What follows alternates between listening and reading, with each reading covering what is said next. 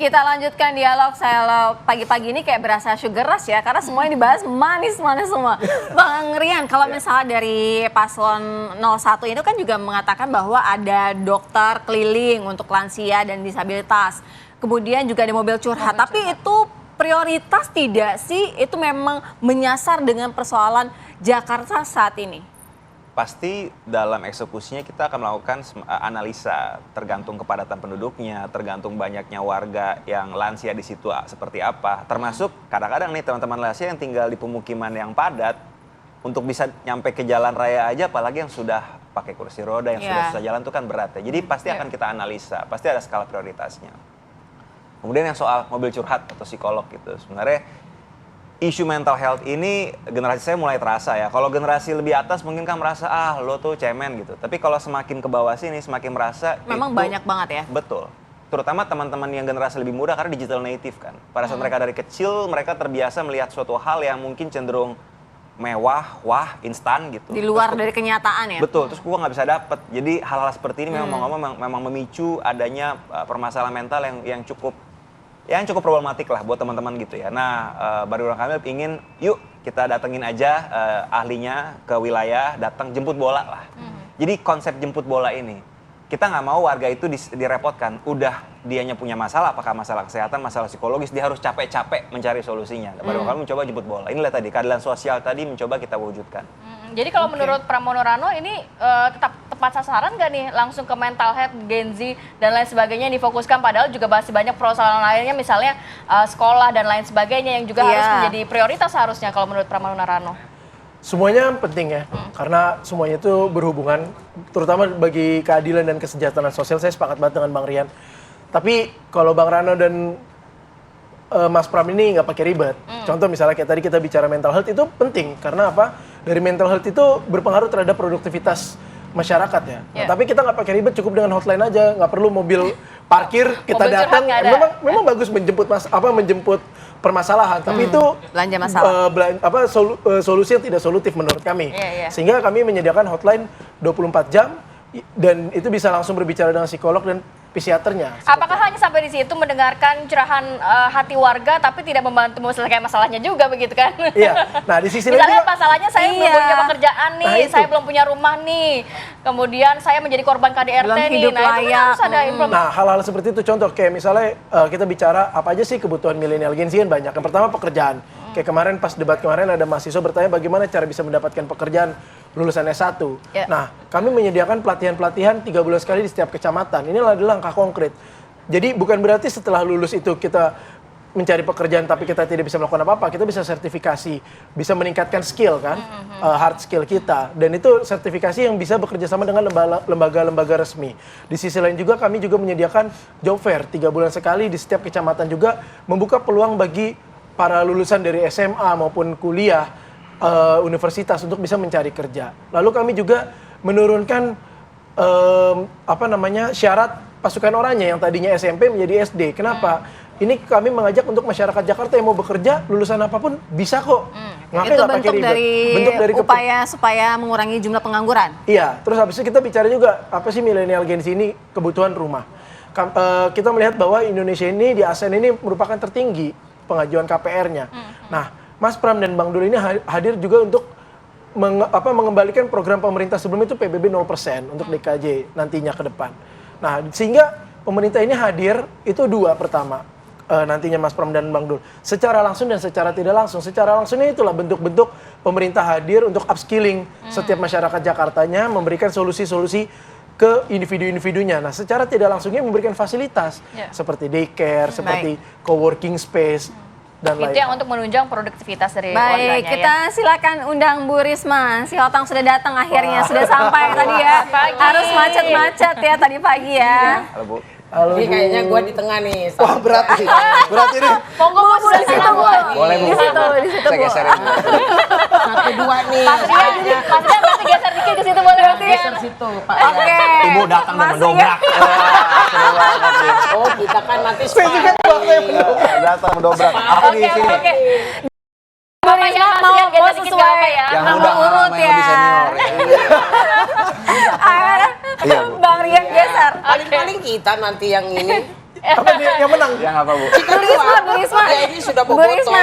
Baik, Bu Risma. Ini tadi kan kita sudah bahas nih, kalau dari Bu Risma sendiri kan dari paslon nomor 2 kan menggaungkan bahwa dari pengemudi ojol ini akan mendapatkan BPJS Kesehatan, kemudian tidak ada pemotongan. Tapi Bu, itu sudah menyentuh tidak prioritas utama dari pekerjaan rumah Jakarta yang harus segera ditangani?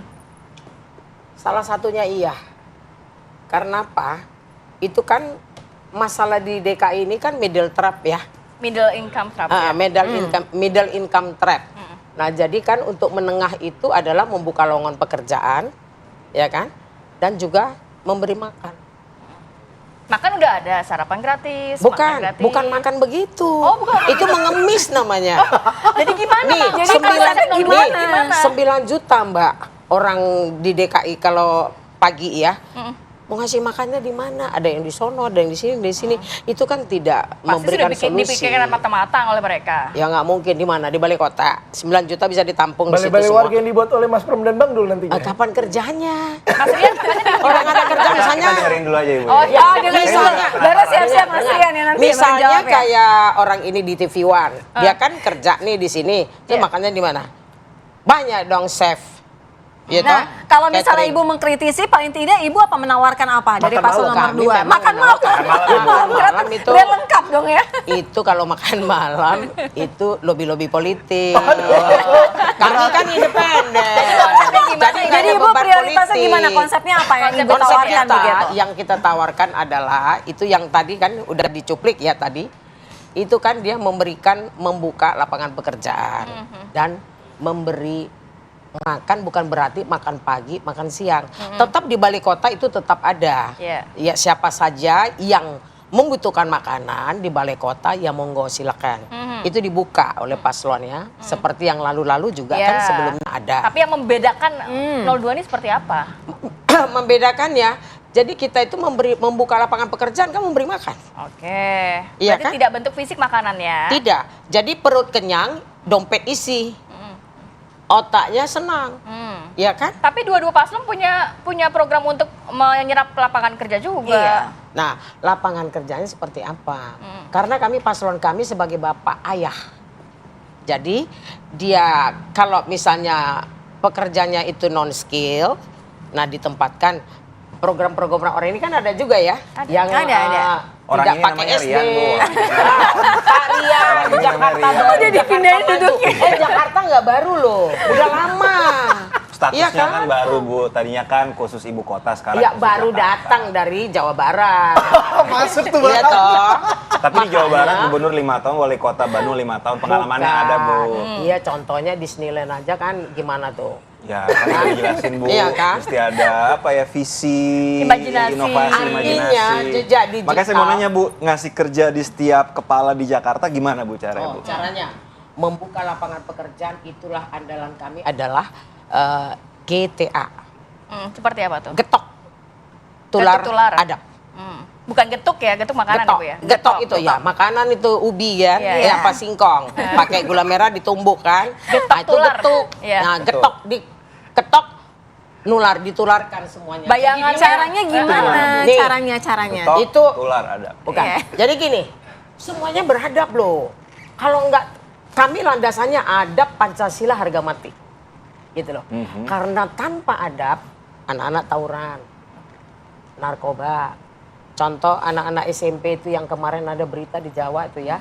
Coba masih SMP sudah Bu masuk Risma, lamar. tapi bentuknya gimana konkretnya? Nah, jadi gini, Kita kan butuh konkretnya. dijabarin, kita butuh detailnya gitu Nih, loh Bu Risma. Detailnya begini ibu-ibu yang cantik. Makasih. Jadi dia itu setiap keluarga ya, masing-masing semua keluarga itu diberikan pekerjaan. Di situ ada pembinaan para konsumen dimulai dari setiap kakak. Setiap yang ada kakaknya di DKI ini. Baru pembinaan kepada produsen. Jadi di dalam satu ini antitesisnya temu yang ditolak di Indonesia. Kalau temu kan dari Cina, langsung dari produsen pabrik masuk ke sini. Mati UMKM. Pasti mati. Harga kita tidak bisa bersaing. Mutu mereka jago tiru. Ya kan? Baik. Dari para Baik. konsumen justru bukan produsen. Jadi kita getuk tular itu jadi dia piramida terbalik. Jadi dari satu warga ke warga, konsumen dengan konsumen, dengan produsen, pabrikasi, dan UMKM. UMKM juga dua jenis. Satu UMKM yang baru dibentuk, satu UMKM yang sudah hampir kolaps akibat pandemik. Baik. Jadi disinilah mereka itu dididik, dibina konsumennya, dibina UMKM-nya, dibina pabriknya. Jadi disinilah orang ini saling menguntungkan, simbiosis mutualis sampai ke atas. Di sini jadi sirkulasi ekonomi dari lokal menuju global. Baik, kalau tadi Mas Rian udah sempat mengkritisi ya, Mas Aldi udah senyum-senyum nih sempat mau mengkritisi juga ya. Tapi Enggak, nanti kalau ini kita dia- bahas nanti ya. Ini Usai jeda teman ya, kita ulas lagi ya. Nanti kami ini yang Semua putaran berteman. kedua. Kalau Baik, ini baik, kita bahas ini nanti udah ya, end kita to end. lanjutkan. Coba ini kemarin kan. Karena adat itu kemarin kan pasangan orang ini kan ribut kan supporternya. Oke. Gara-gara saling menyerang. Kalau beradab kayak kami nggak ada nyerang. Juga sama kemarin itu. Banyak Baik, kesempatan kita Pak. lanjutkan ya, kita Tapi lanjutkan. tidak. Pemirsa kita segera kembali ya. Memang lagi Usai jeda senang, kami segera soalnya tinggal kembali. kita rivalnya. Bener, kan kita yang naik ya. Iya. Musuh kita yang